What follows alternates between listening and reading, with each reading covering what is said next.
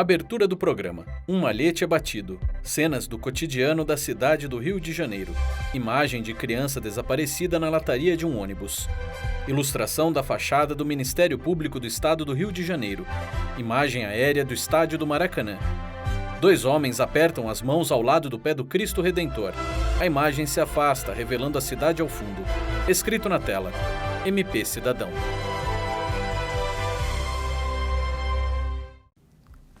Olá, no MP Cidadão de hoje você vai acompanhar mais uma edição do nosso novo quadro MPRJ pelo Estado. Vamos exibir também uma matéria especial sobre o trabalho do MPRJ para proteger os direitos da população em situação de rua durante a pandemia do novo coronavírus. E confira a continuação da entrevista sobre a atuação da Força Tarefa de Enfrentamento à Covid-19 do MPRJ, com a participação do coordenador do Núcleo Executivo da FT Covid, promotor de Justiça, Tiago Veras. Está no ar para todo o Brasil, MP Cidadão, o Ministério Público mais perto de você. Escrito na tela: MP Cidadão. Olá! Vamos começar o programa de hoje acompanhando uma matéria sobre o trabalho do MPRJ na proteção dos direitos da população em situação de rua no município do Rio de Janeiro. Confira a participação da promotora de justiça Bárbara Speer no quadro Conheça a atuação do MPRJ. Imagens do cotidiano da cidade do Rio de Janeiro. Escrito na tela: Conheça a atuação MPRJ. O Ministério Público do Estado do Rio de Janeiro obteve decisão favorável na Justiça, impedindo a remoção compulsória da população em situação de rua. De acordo com o MPRJ, a Prefeitura do Rio pretendia descumprir o termo de ajustamento de conduta firmado em 2012, alegando que a permanência de pessoas vivendo nas ruas da cidade contribui com a disseminação da Covid-19. O município do Rio de Janeiro entrou com ação judicial requerendo a remoção compulsória das pessoas em situação de rua, ao argumento de que, com a chegada do inverno e com a consequente queda da temperatura, haveria um ambiente mais propício para a disseminação do novo coronavírus, o que colocaria em risco toda a comunidade. O juízo da 10ª Vara de Fazenda Pública determinou a emenda da petição inicial para que o Ministério Público figurasse no polo passivo da demanda, bem como determinou a juntada de documento médico-científico que comprovasse as alegações do município. O Ministério Público figura como réu nessa ação porque, no ano de 2012, quando nossa cidade se preparava para receber os grandes eventos, como a Copa do Mundo e as Olimpíadas, houve um movimento de retirada das pessoas das ruas. E então foi firmado esse termo de ajustamento de conduta, TAC, entre a Prefeitura do Rio de Janeiro e o Ministério Público.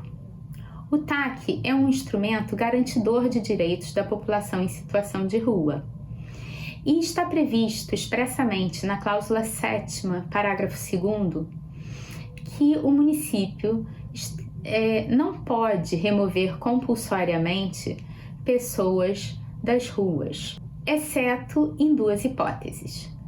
São elas: quando o sujeito estiver em situação de flagrante delito, ou seja, praticando um crime, ou por determinação médica. O Ministério Público, assim, apresentou contestação nos autos e manifestou-se contrariamente ao pedido de tutela de urgência deduzido pelo município, para que essa remoção compulsória se desse desde logo, antes mesmo do julgamento final da ação. E assim o fez porque entende que a remoção compulsória de pessoas em situação de rua é uma medida violadora de direitos humanos e também violadora de princípios fundamentais previstos na nossa Constituição, tais como o princípio da dignidade da pessoa humana, o princípio da liberdade, o princípio da igualdade entre as pessoas, o princípio da isonomia, entre outros. Essa medida é violadora também da política pública de população em situação de rua, que no âmbito federal está prevista no Decreto 7053 de 2009 e no âmbito municipal está prevista na Lei 6.350 de 2018. Dessa forma, o Ministério Público apresenta alguns argumentos em sua resposta nos autos. Considerando que é possível a remoção compulsória por determinação médica, bastaria que o município fizesse uso dos consultórios na rua, que são pontos de atenção da rede de saúde pública e consistem em equipes de profissionais de saúde que prestam atendimento médico à população em situação de rua em seu próprio território, ou seja, nas ruas. As equipes de saúde, portanto, atendem os indivíduos e identificam os sintomas que eles apresentam, dão o diagnóstico da doença e, se possível, prestam os cuidados médicos necessários ali mesmo. Caso haja necessidade de encaminhamento daquela pessoa a um hospital, ela é convencida a ir para um hospital ou é removida compulsoriamente, já que o TAC assim possibilita, assim prevê. O que o município pleiteia é realmente uma remoção compulsória e genérica, sem um atendimento individualizado das pessoas. Um outro ponto que o Ministério Público aborda na sua resposta, na sua contestação, é o passo seguinte à remoção compulsória, que é o abrigamento. O abrigamento é uma medida socioassistencial prevista em lei e que tem como características ser uma medida excepcional, temporária e voluntária. Ninguém é obrigado a ser abrigado. Dessa forma, o Ministério Público pontua também que desde 2019 vem realizando vistorias constantes nos equipamentos de acolhimento de pessoas e constata e, inclusive, demonstra ao juízo, juntando mais de 100 documentos em sua resposta, enfim, tudo aquilo que vem sendo feito no acompanhamento, no monitoramento, na fiscalização das ações socioassistenciais e no acompanhamento dessa política pública. Mas voltando então ao pedido da ação, o município requer a remoção então dessas pessoas para um centro de recepção ele denomina como Centro de Recepção Stella Maris, que hoje consiste no Complexo Stella Maris. O Complexo Stella Maris, hoje, contempla 3 unidades. A Central de Recepção de Adultos e Famílias Tom Jobim, conhecida como CRAF Tom Jobim, a Unidade de Reinserção Social, que é sinônimo de abrigo, Ilha do Governador, que é destinada a pessoas adultas, e ainda um abrigo para pessoas idosas, denominado Carlos Portela. Em dezembro de 2019, o Ministério Público fez vistoria na CRAF Tom Jobim, atualmente denominada pelo município Centro de Recepção. Esse local, na ocasião, apresentava péssimas condições, mas o município diz ter feito reformas e que o local então estaria em condições físicas, estruturais, para receber as pessoas em situação de rua que pretende ver removidas. Contudo, é fato que esse local oferta apenas 200 vagas para acolhimento, enquanto o pedido de remoção compulsória é para toda a população de rua, que, como já dito, consiste em algo em torno de 15 mil pessoas. Então, há um descompasso efetivo entre a quantidade de vagas ofertadas e o número de pessoas a serem removidas. Dessa forma, o Ministério Público pontua também que o serviço apresentava em 2019, no mês de dezembro, ou seja, há pouco tempo, ainda algumas questões em relação ao atendimento prestado. Por fim, vale salientar que o município não especifica como irá dar conta do serviço. E as fotos apresentadas, inclusive, em relação à obra realizada no local,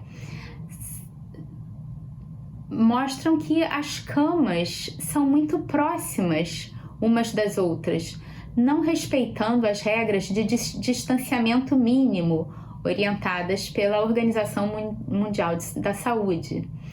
Então, considerando todos esses argumentos, o juízo entendeu por indeferir o pedido de tutela de urgência deduzido pelo município do Rio de Janeiro.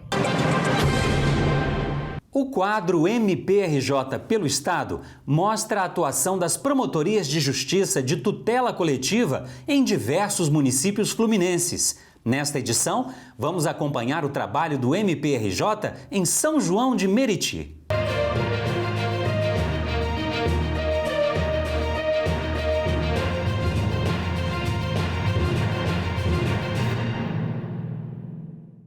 O Ministério Público do Estado do Rio de Janeiro obteve decisão liminar determinando que as atividades pedagógicas desenvolvidas à distância não sejam obrigatórias para os alunos da rede educacional de ensino do município de São João de Meriti.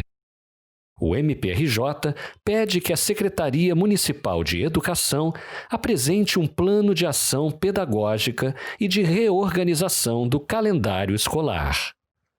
Quando da suspensão das aulas, em razão das medidas de combate à pandemia do Covid-19, o Ministério Público, por meio da Promotoria de Justiça de Tutela Coletiva de Proteção à Educação do Núcleo de Duque de Caxias, instaurou um procedimento administrativo para acompanhar as medidas adotadas e a serem adotadas pela gestão municipal de São João de Meriti no que diz respeito à saúde de alunos e professores e profissionais de educação do município, bem como de cumprimento do calendário de 2020.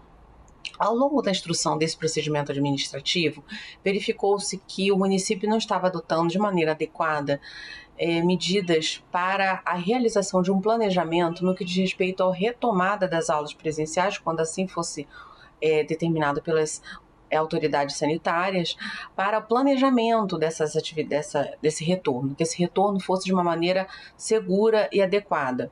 E além da questão da saúde, também era importante que fosse verificado que o calendário de 2020 ele fosse cumprido de maneira adequada para professores e alunos. No entanto, verificou-se que, para a realização desse calendário, o município de São João de Meriti estava adotando atividades remotas em caráter substitutivo das aulas presenciais, sem que os requisitos para tal substituição fossem preenchidos, principalmente no que diz respeito ao acesso de alunos e até mesmo de professores no que diz respeito a esse conteúdo. E isso não pode ser admitido porque a LDB exige para que as atividades sejam ofertadas, elas precisam preencher alguns requisitos.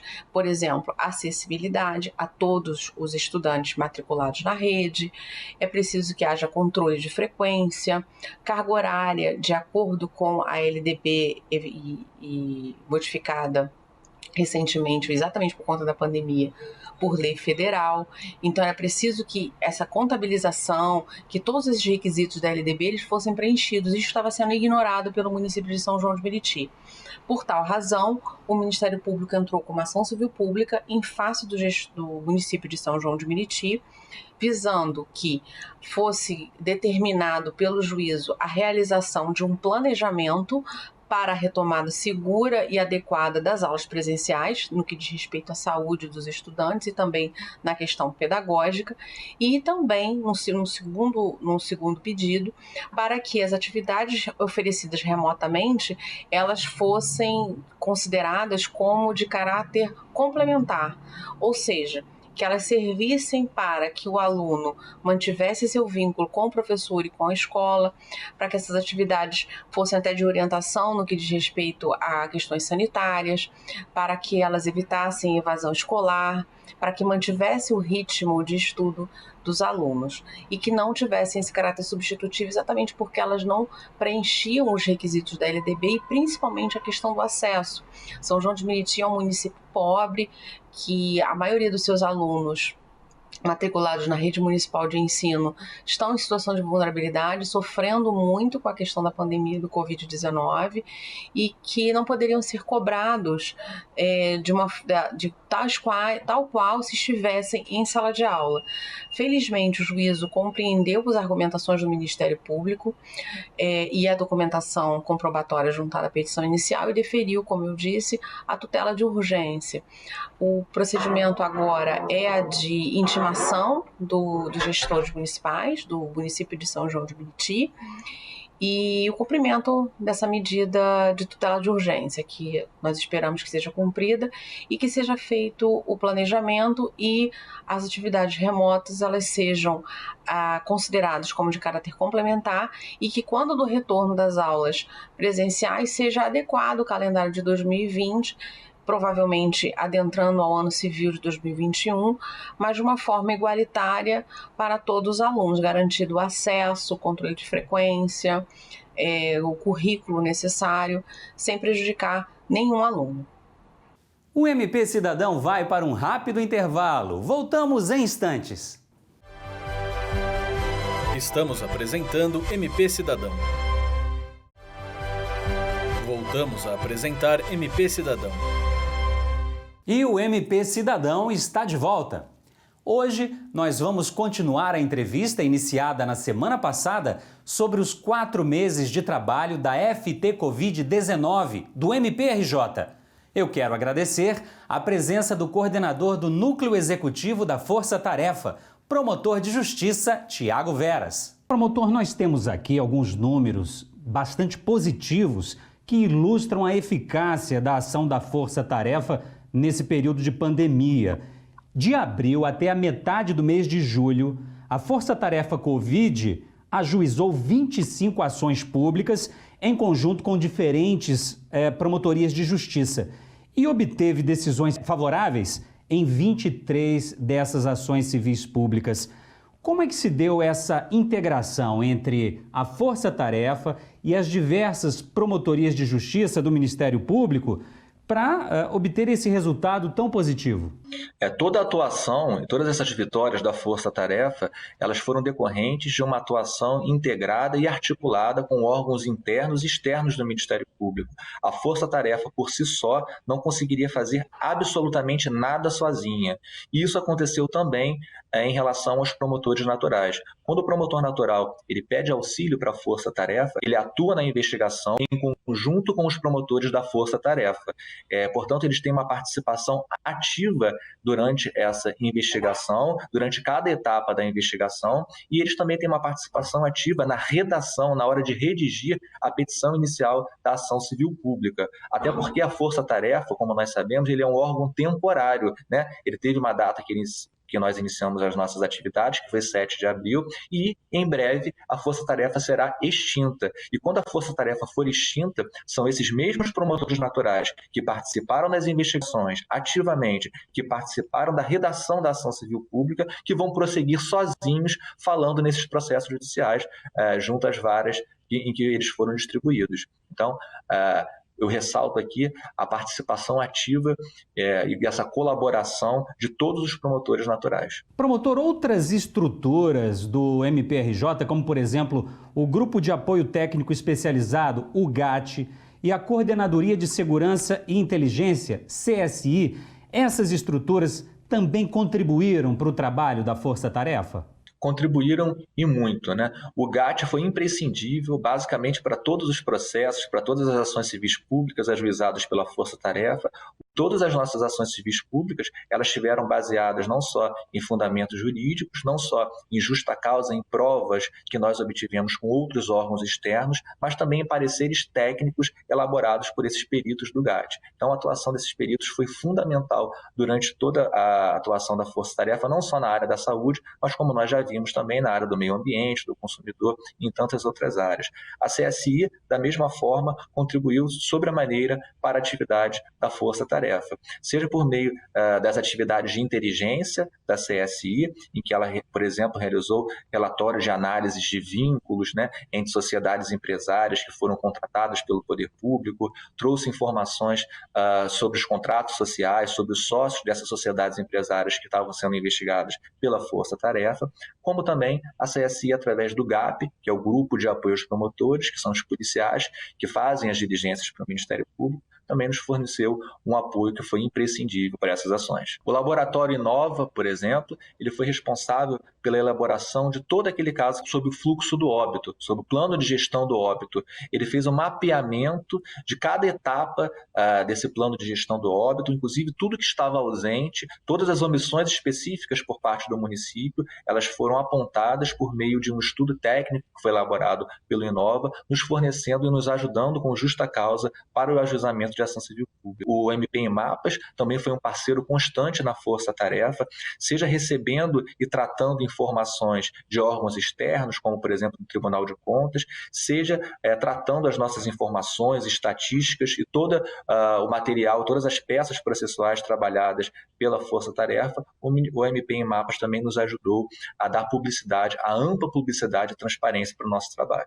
Promotor, agora falando um pouco sobre as articulações interinstitucionais, ou seja, as articulações entre aquelas instituições voltadas para a garantia dos direitos constitucionais de todo cidadão. Por exemplo, promotor, como é que se deram as relações nesse período de pandemia entre o Ministério Público do Rio de Janeiro, o Ministério Público Federal, o Ministério Público do Trabalho e a Defensoria Pública no combate à pandemia? A Força Tarefa também realizou essa atuação conjunta com órgãos externos. Esses órgãos externos temos os tribunais de contas e essas instituições às quais você se referiu há pouco. Em relação ao Ministério Público Federal, eu posso citar um exemplo de uma ação civil pública que a Força Tarefa, representando o Ministério Público, ajuizou em litisconsórcio ativo, ou seja, como autora ao lado do Ministério Público Federal, em relação àquelas filas que a imprensa estava noticiando na Caixa Econômica, recebimento daquele auxílio, daquele benefício de R$600. Então, nós fizemos diversos pedidos para facilitar o recebimento desse benefício, inclusive para que não houvesse aglomeração naquelas filas das pessoas que estavam ali para receber aquele benefício, a que elas tinham direito, a que elas faziam jus. Em relação ao Ministério Público do Trabalho, houve também uma ampla integração, e eu cito aqui o caso do SAMU. Houve necessidade que a Força Tarefa ajuizasse uma ação civil pública contra o Estado do Rio de Janeiro e contra a sociedade empresária que ela foi contratada para prestar o serviço de SAMU, é o serviço, né, de atendimento médico de urgência móvel, e, portanto, nós tivemos a preocupação de, ao ajuizarmos essa ação civil pública, aquela de natureza de improbidade administrativa, em que nós impedimos novos pagamentos já sabidamente superfaturados, nós fizemos um pedido também de tutela de urgência para que a sociedade empresária que foi contratada de forma ilegal, de acordo com as provas colhidas pelo Ministério Público, que ela continuasse prestando serviço até o término do seu contrato, que foi de 180 dias, porque a experiência nos revela que se a gente tivesse pedido só a primeira parte do pedido, ou seja, o não pagamento de valores superfaturados, e possivelmente essa empresária iria paralisar os serviços. Então nós tivemos a cautela de não inviabilizar a prestação de serviço público.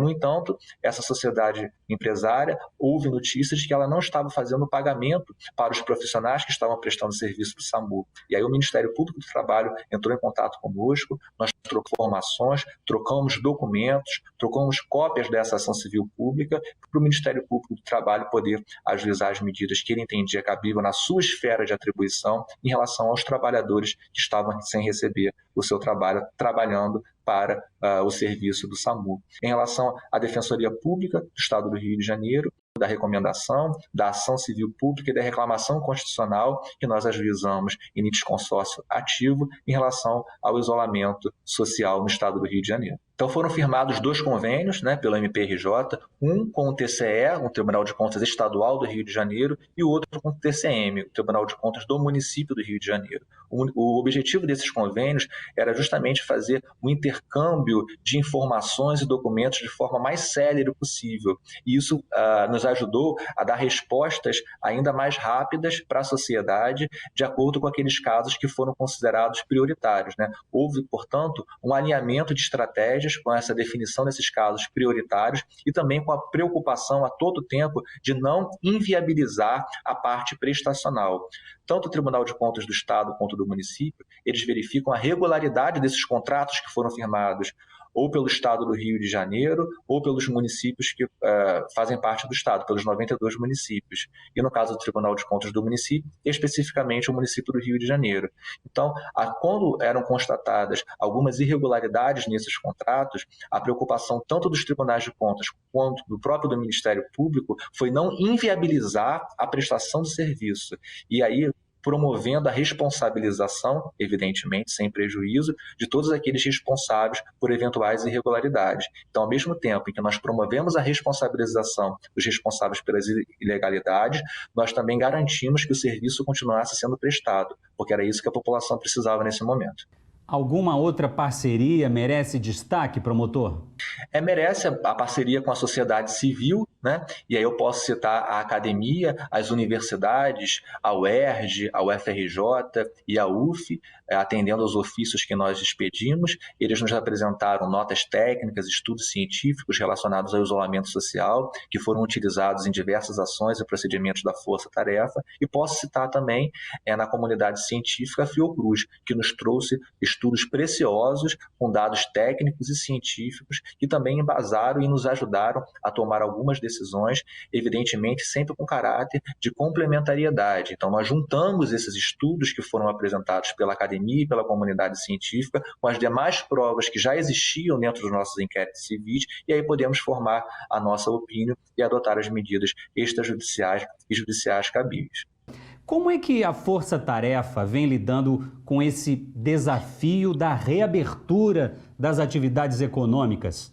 A todo momento, a Força Tarefa sustentava e ainda sustenta que quando chegasse a hora da flexibilização acontecer, que ela acontecesse de forma responsável, com faseamento, observando a progressão dessas medidas e se houvesse algum indicativo de saúde indicando uma piora nos índices, que houvesse uma regressão dessas medidas. Então nós continuamos acompanhando cada uma dessas fases do isolamento, da flexibilização do isolamento social e ressaltando que a questão ainda está sob júdice, está no STF, pendente de julgamento ainda, uma reclamação em que nós estamos questionando essa flexibilização que nós entendemos que foi feita de forma precoce, haja vista que não foram apresentados os estudos científicos que a Força Tarefa entendia, de acordo com a legislação e com a própria jurisprudência do STF, que deveriam ter sido apresentados. Em paralelo, no que tange ainda a essa questão da flexibilização, merece destaque que a Força Tarefa assinou um protocolo interinstitucional com a Polícia Civil, com a Polícia Militar e com o município do Rio de Janeiro para fiscalização por parte desses órgãos com poder de polícia dessas medidas de isolamento social.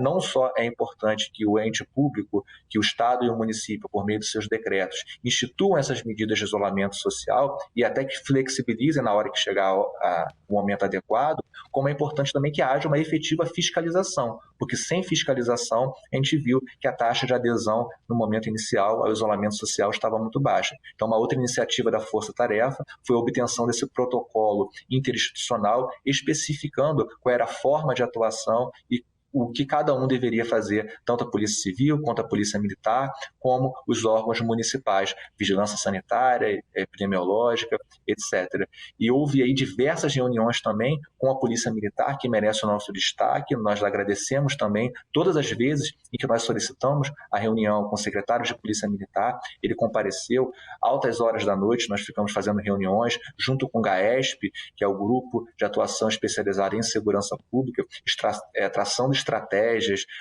para que fossem evitados os danos colaterais na hora em que a Polícia Militar fizesse essa fiscalização do cumprimento das medidas restritivas de isolamento social. Muito obrigado, doutor. Nós vamos continuar conversando sobre o trabalho da Força Tarefa de Enfrentamento à Covid-19 do MPRJ na semana que vem. Se você aí de casa perdeu a primeira parte desta entrevista, entre em nosso canal no YouTube para assistir. Agora o MP Cidadão fica por aqui. Não deixe de nos acompanhar nas nossas redes sociais. O programa também está disponível em podcast, nas plataformas Deezer, Spotify e iTunes. Nos vemos na próxima semana. Um forte abraço e até mais. Os créditos finais aparecem na tela.